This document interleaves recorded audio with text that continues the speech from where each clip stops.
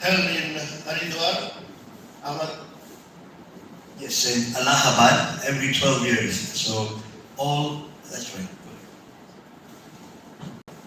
Okay, the scholars argue that Indo-Aryans have indigenous roots in India itself. This is historical information, and the Indus Valley civilizations of Harappa and Mohenjo-daro are one of the oldest civilizations in the world.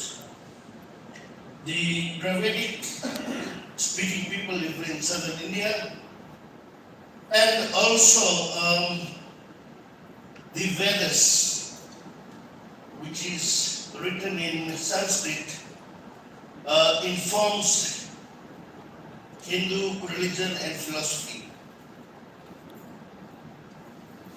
The development of language, so the Hindi language belongs to the Indo-European family of languages, under which comes Indo-Aryan, and under Indo-Aryan comes Sanskrit. The oral form of Sanskrit is about 4 millennium BCE, and the written form of Sanskrit came into being about 2500 BCE. Now from Sanskrit came Prakrit, which is the written form of Sanskrit, so oral to written, and then from Prakrit came the Hindi language between 12th and 18th century. Research shows that the Sanskrit form of written form of Sanskrit was there thousands of years before the written form of English came in, which was between 5th and 6th century AD. India has 22 official languages. It has over 1600 languages, dialects, and tribal languages. Language spoken in one part of India may be indecipherable in other parts of the country. For example, people from Kerala, people from Punjab, Gujarat, they all speak mutually unintelligible languages. So India is a big country, and it has 1.4 billion people now. It's exceeded China, I think, just a few years ago, a little bit more than China. China is, I think, 1.425. Maybe India is about 1.428. There's very little difference between the two countries. So India now is the most populous nation in the world. And the diaspora, people who Indians living abroad and other countries that have migrated to other countries, is more than 30 million. The British Raj was from 1757 to 1947. The British ruled India, and India were taken as indentured laborers who later settled in many countries. And here's a list of countries that Indians migrated to or were taken there.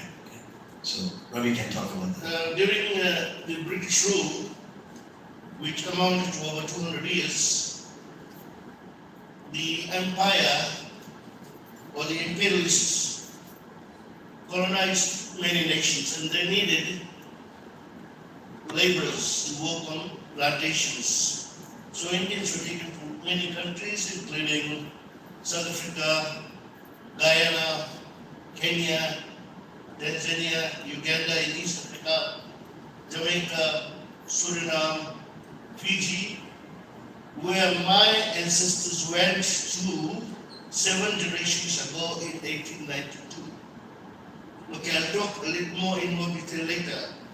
So a lot of other countries, Malaysia, Sri Lanka, West Indies, Myanmar, Singapore, Grenada, and beautiful Seychelles, and many other nations.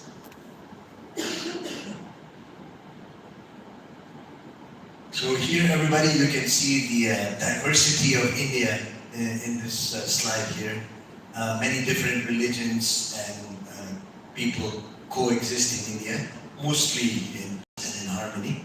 So here are some, for example, here you have the Sikhs, which live in northern India, and they practice the Sikh religion. There are many religions. And these are the tribal people of India. You can find them in the state of Assam and some other places. And they have their own culture and lifestyle. And here you will have here some Muslim people of India here, right? And they do different things. Here you have wedding and henna that women put on their hands before the weddings.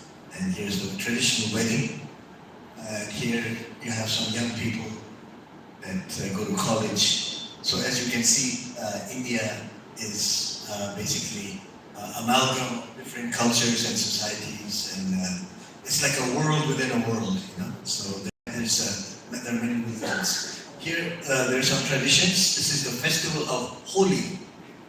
Colors. Colors are very predominant during Holi because it signifies the arrival of spring.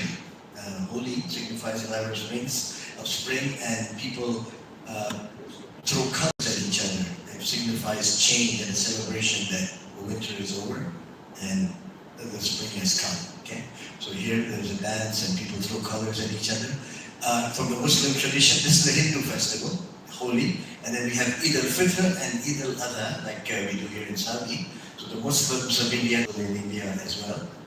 And then you have Deepavali or Diwali, which is the festival of lights, which signifies the battle between good and evil. And of course, good wins in the end, hopefully. And then we have Baisakhi, which maybe Ravi can say more about. I'm not too familiar with that one. He's from India, so we should know more. Baisakhi is a festival, Sikh festival of harvesting. My question to you is,